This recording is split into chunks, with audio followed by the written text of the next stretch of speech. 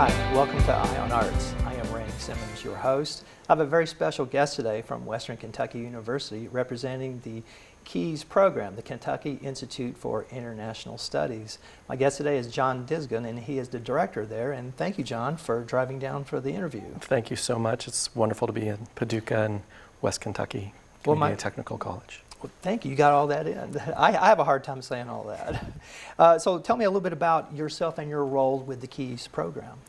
I am the executive director for KIIS, which is the Kentucky Institute for International Studies, and it is a consortium, a nonprofit consortium of colleges and universities in the state of Kentucky and a few surrounding states, bordering states. And we largely focus on study abroad programs for students that are faculty-led with professors from the various colleges and universities in the state of Kentucky and those surrounding states leading those programs. And we are based at Western Kentucky University, which is our sponsoring institution and one of the institutions that forms the roughly 23 colleges and universities that are part of KIIS. And how long have you been a part of the KIIS program? I joined KIIS in 2005. I started out as a professor at Western Kentucky University in 2005, became the director of one of the KIIS study abroad programs. We have roughly about 30 programs. Most of them are summer for 4 weeks. A couple of them are winter programs for 2 weeks or so, and then some semester programs. So one of those summer programs was the Ecuador program in South America, and I am a Latin Americanist by kind of trade, academic trade. And so I started directing that Ecuador program and taking students and a group of colleagues down to Ecuador, roughly about 15, 20 of us. And I did that for a few years. And then in 2009, joined the KIIS office full-time, based at WKU. And then in January of this year, became KIIS's third executive director, following Dr. Milton Grimes, who was the pioneer of KIIS, and Dr. Chris Beerworth, who is his predecessor, or his successor and my predecessor. Great. So that's the history of KIIS. What is KIIS? What do they do? What's KIIS all about?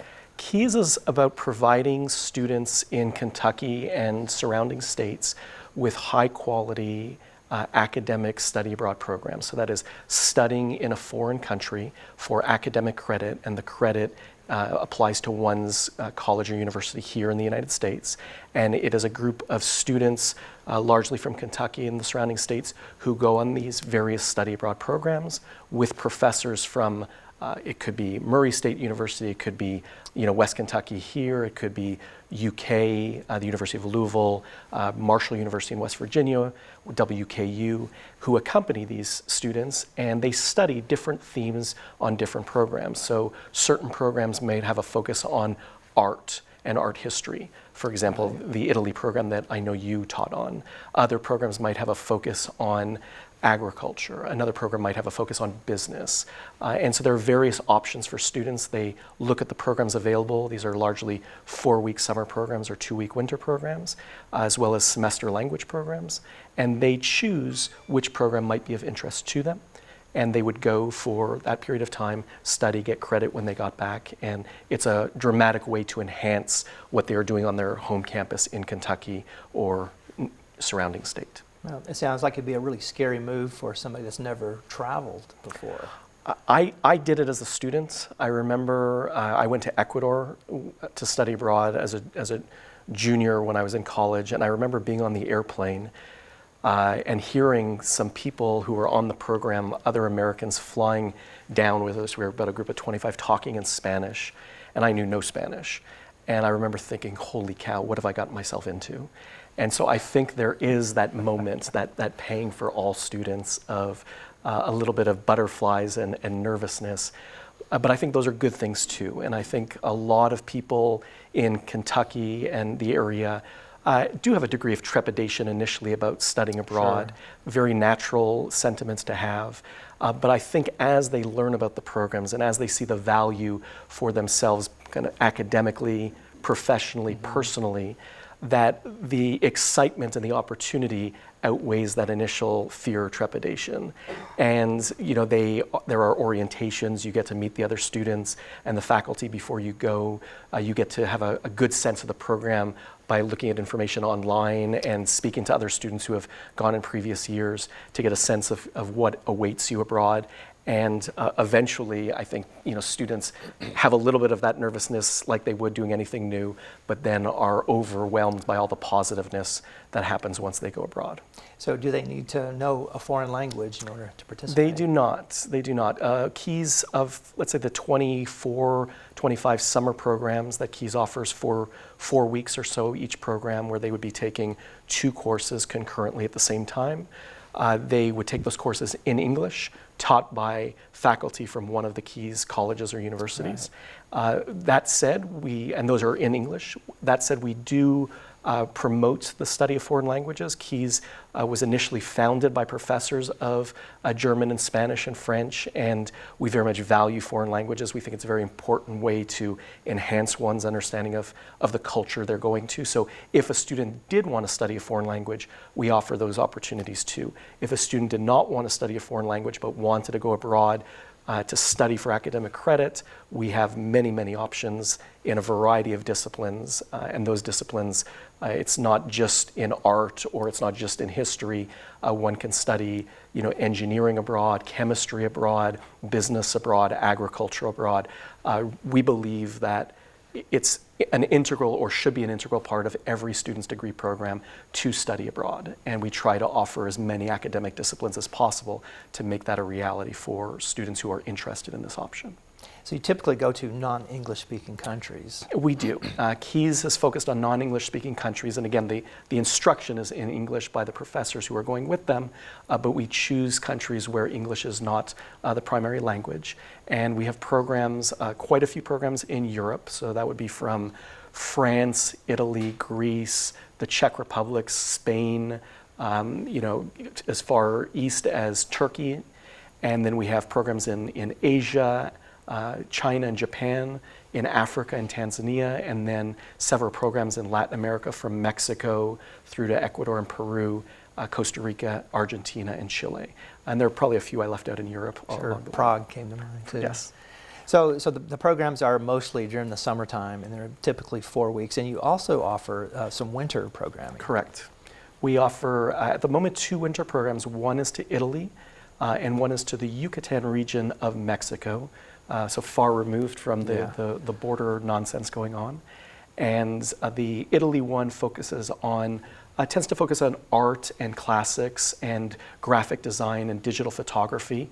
And the what we call the Maya Mexico one, the one in the Yucatan region of Mexico, kind of in the Cancun area, focuses on the splendid Mayan civilization in the past and the Mayan presence in the Yucatan region today, and it's an interdisciplinary program that has history and politics and economics and art and anthropology and other such things. Right. And those are generally 2 weeks long. And then we have 4 semester programs that are in Germany, France, Spain, and Mexico, and those are largely have a language component or are exclusively language based. Sure, and you can apply to these programs through the KIIS website, which is www.kiis.org. Yes. It's quite easy. The process, I think it's very important for students, be it at the community college level or at a 4-year institution, to think through, why do I want to go abroad? Not just where do I want to study, but to really focus on what do I want to study, and have, as much as possible, their choice of study fit into their degree program. And that could be satisfying general education requirements, that could be satisfying elements for their major. It could be sometimes students have a background related to, they're of German descent, or they're of Latino descent, so they might choose a program based on a geographic region or what have you. You would go to the KIIS.org website, and there is a to apply drop-down menu, apply and info, I believe it says, and then you choose to apply. But it's also very important for a student to meet with officials in the Education Abroad office or Study Abroad office on their own campus, or if there's not a Study Abroad office, somebody who is their academic advisor, or somebody like yourself who has a lot of knowledge about teaching and going abroad, so that they can begin to bounce those ideas off of somebody who has some experience, who might be able to guide them to the program that best fits them. So there's a lot of programs. They can do a semester-long program, do a winter program. do a summer program. Sometimes you have students who think that they want to go to, for instance, Italy, but then they find out that maybe they're studying business, and they decide, they come to realize that Argentina or Austria has business courses, and they never thought of going to those places, but they come to realize the courses on those actually better fit their interest of study. So they decide, what, as much as I would love to go to Italy, and maybe one day I will, I'm going to go to Austria instead, and then maybe on the weekend I'll take a free weekend trip to Italy to check out Venice or Florence or Rome, or stay on after the program. Right. Students have that option if they want to. People do that all the time. Yes. They come a little bit early or stay a little bit later. Absolutely. And in some programs, in some instances, we have parents coming over and joining the students for a short time to visit. And we try to encourage the parents to come before or after, so that they can spend more quality time with their children that way, their student children. But on a free weekend, if a student wanted to visit with visiting parents, they are of course more than welcome to do so. And in some programs, they can actually visit other countries if the director is okay with that. Many of our programs, particularly the ones in Europe, but not just Europe, you have 3-day weekends. So the academic portion of the program, which we like to think of everything kind of 24/7, it being academic, Right. where it's not just sitting in classes, but your most significant cultural moment while studying abroad might be when you have dinner with somebody who is Mexican, or you have a coffee with somebody who is Parisian in Paris. And that 2-hour conversation turns out to be far more of a window into the local culture than perhaps Right. anything you might even take in your class. So we really like students to think of their experience as a 24/7 kind of cultural excursion, if you will. But they all will have, generally speaking, free weekends, and on those weekends it affords them the possibility to go visit other places within the country that they're in, other countries, or what many students come to do is, let's say they're in Berlin for 1 month on the KIIS Berlin program. They decide there's so much to Berlin that I want to check out that I'm going to stay here on my free weekends and use that time to kind of explore with 1 or 2 or 3 other people on the program areas that they didn't get to check out as part of the program. And there's some of the programs offer homestays where you're actually living with Yes. the people in the country. I experienced that myself. And Each program is different, and so there are largely 3 types of lodging or accommodation options, and you don't have the option per program, but these are the various options that exist across KIIS programs. Some of our programs have a homestay, which means you are staying with a Costa Rican or a Mexican or a Austrian or a Japanese family for either the whole program or a period of time. We self-select those families. We've been working with those families for a number of years, and the students, usually in pairs, will stay with that homestay family, obviously have the opportunity to then immerse themselves more deeply with the local culture, because they'll be eating breakfast with that family, Right. could be eating dinner, they might go out on a weekend with that family to some retreat or some local town that is having a music festival or what have you. So it's a wonderful way to get to know the It culture. is. And other programs have students stay at hotels with the students and the faculty in hotels, and then others it'll be like a dorm or an international student residence. So that's another factor to consider. Would you like a homestay family option? Would you prefer to not have that option? right, and everything's safe. I mean, there's no worry for any kind of harm to the students. And I don't want to say there's never a worry. I can't guarantee everybody's safety all the Right. time. But KIIS is an organization that has been doing study abroad since 1975. So we just celebrated our 40th anniversary. We take the safety and security of the students very, very seriously. We provide students with orientations before they go and an on-site orientation. Faculty receive orientation. Parents are welcome to come to those orientations. We have comprehensive medical insurance that all students and faculty receive when they go abroad. They have guidance and expertise from our faculty and program directors who have been doing these programs year in and year out. The program directors who know those areas very well, they know the language to be able to provide the students with some guidance of places, for instance, to avoid, to enhance safety. Right. We also have evacuation protection should it ever come to that. So we try to do all those things that the kind of behind the scenes that students would not even realize is going on. But we take the safety and security very seriously, and we think of these students almost the way a parent would, that these are our student kids, if you will, going abroad, and we are looking out for them as much as possible. At the same time, I would like to say that our goal as a academic organization, because that fundamentally is what we are doing, we're not sending students on tourism trips, we're sending them on academic programs, is to try to make students culturally uncomfortable. We don't want students to be feeling that it's exactly the same as in the United States. We want to put students in situations where they're going to experience new things that could be sometimes dramatically different than what they experience back home, and at the same time keeping them as safe and secure as possible. So that's the if you would, the kind of pedagogical and organizational goal that we have. Make them culturally uncomfortable to promote academic growth and learning, and keep them safe and secure at the same time as best we can. I like that. And tell me about the cost. I know that the costs are going to be different with each program, so it depends on where you're going.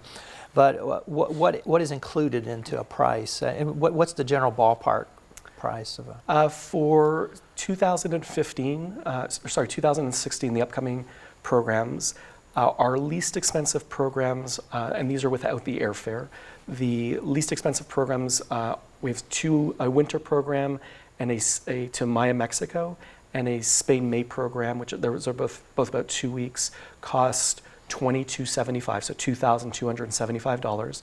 That includes, in those cases, 3 academic credits. You just take 3 credits on the shorter 2-week programs.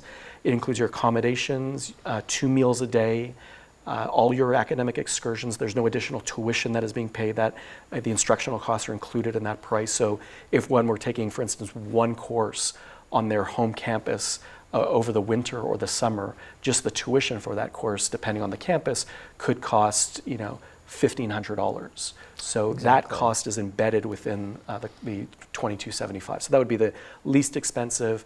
On the upper ends, we have programs. Our Greece program is our most expensive one, and that approaches around $4,900 without the airfare. And that is a program that moves around for 5 weeks and visits all the major islands, Naxos and all the kind of islands that are picturesque. It's a classic space and religion-based program.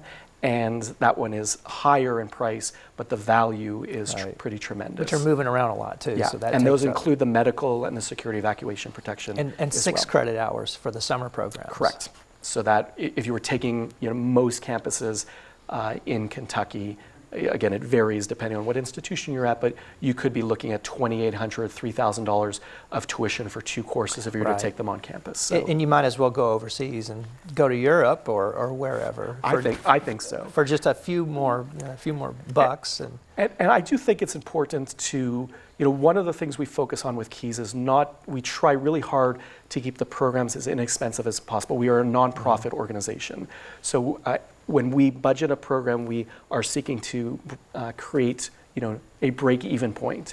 We are seeking to provide the lowest cost possible to students, but it's not just to make them as inexpensive as possible, which is kind of part of our goal, but it's to give them the best value possible. So, we want to provide excursions that are going to enhance their academic learning there, as opposed to not provide some of those excursions, and maybe it would save them, $150, but it would degrade the quality of their academic experience. And how could a student afford to go on one of these programs? It's a really good question. I think there are various ways to think about it. I think one is to think ahead.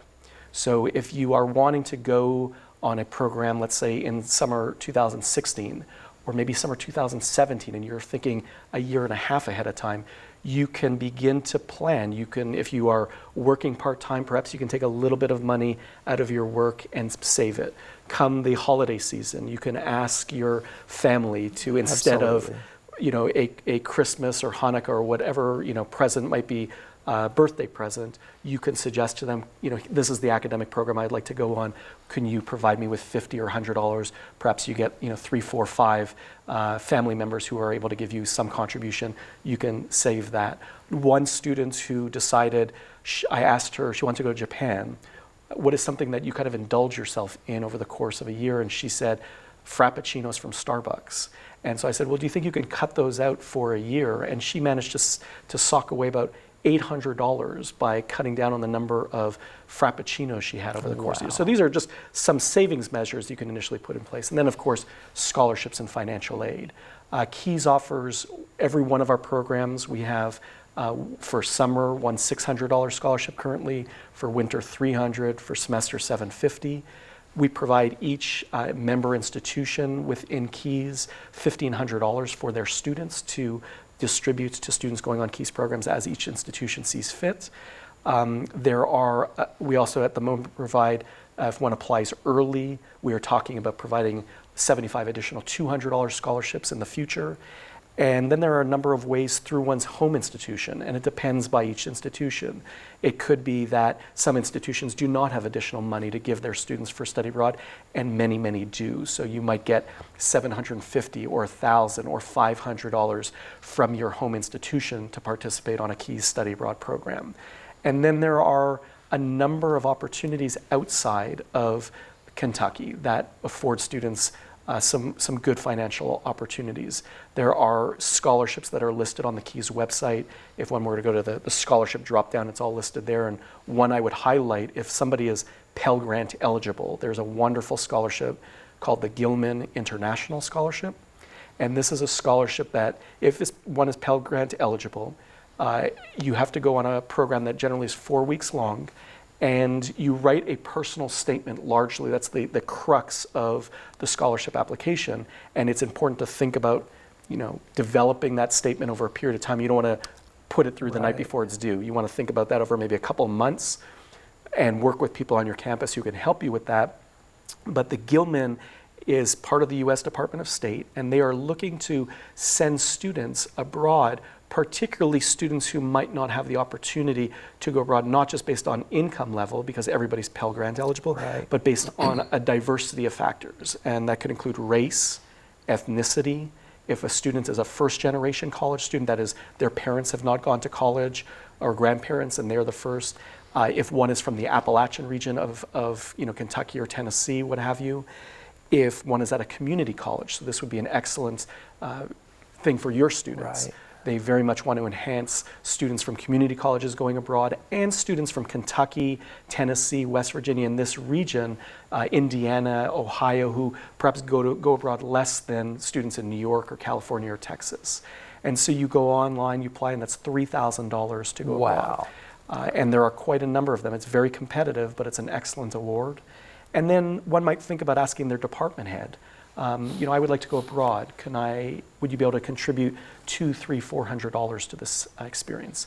I would encourage them to ask as many entities on their campus as possible for those types of scholarships. And rather than think I'm going to get one scholarship for $3,000, $4,000, if you're lucky enough to get the Gilman. But then you can begin to piece together, perhaps you get one KIIS $600, and your department head gives you $300, and your family members give you $400 or $500. Suddenly you can be looking at $1,000, $1,500 worth of scholarships. Wow! So the money's out there. It's just a matter I think of it is. I think a lot of students are initially intimidated. They think it's too much. There's no way I can do it. But I would say to students, if this is something that you would like to do, and if you see the value for your kind of academic program and professionally how much this can benefit you once you graduate, that really if there's a will, there's a way, that people can really help make this happen. It doesn't mean it always works out, but when I see students who want to do it and finances are a serious obstacle, there are ways of planning to make it possible. And it's very easy to apply to the program in general. So again, go to KIIS.org website. Correct. And start your application process from there. And then many campuses also have an application that students are required to do on their home campus. So sometimes there are two applications. Every college and university wants to know, their students, where are they going abroad? So be sure to check in with your study abroad or education abroad office or representative at your home institution too. And so it's very easy to apply for the scholarship money. It's easy to apply to get into KIIS, but there's certain deadlines that are coming up. For winter programs, those kind of shorter 2-week programs, the deadline is beginning of October. And for summer programs, the deadline is the beginning of February. So you can easily find that if you go to the Apply and Info drop-down menu on the KIIS.org website, the first thing that says to apply in that drop-down menu, and all the information is listed right there. And the latest date that students can apply for a summer program is? At the moment, it's February 15th. That's the absolute latest. Yes. So if they find something interesting, And at the moment, get it rolling. Yeah. Great. So there's also a Facebook presence for KIIS. I know that each program develops their own Facebook page, and a lot of parents tend to follow those and friends back at home. But the students are encouraged to join the Facebook page, and we actually communicate with each other sometimes through Facebook, even while we're over on these programs. So. Well, there's kind of two things that we see a lot of. One, KIIS as an organization has a Facebook page, which is KIIS Study Abroad, KIIS Study Abroad. And that's where each summer, roughly, there are almost 500 students who are participating on these programs, and roughly 75 faculty from Kentucky and surrounding states. So you're part of a larger community, and students will share photos and experiences on that larger KIIS Study Abroad Facebook page. There's also an Instagram, KIIS Study Abroad Instagram page as well. Twitter and the rest of it. But then what will also happen is if a student is participating on the KIIS Italy program, or the KIIS Mexico program, or the KIIS Japan program, or the KIIS Tanzania program, or what have you, students and faculty might create an individual program page that is linked into the larger KIIS Study Abroad Facebook page. So you will see kind of both options. The individual program Facebook pages tend to be, the students and faculty who are participating on that, who share things that other students on another program might be less interested to hear about, but the students on that program are very interested to hear about. Well, it's been my experience, even as a student and as a faculty person, that you create lifelong friends on these programs, and they're people you'll want to stay in touch with, whether it's through Facebook or email or whatnot. But you'll develop friends for life. Well, I hate to cut the interview at this point, but we have met our goal, and we could easily do a part 2 to this whole thing. It'd be my pleasure. John, thanks so much for coming down and paying us a visit. And again, KIIS.org, we certainly encourage for faculty to apply to teach and for students to apply to go study abroad like I did so many years ago. Thanks again, John. I appreciate it. My pleasure. Thank you so much. And I am Randy Simmons for Eye on Arts.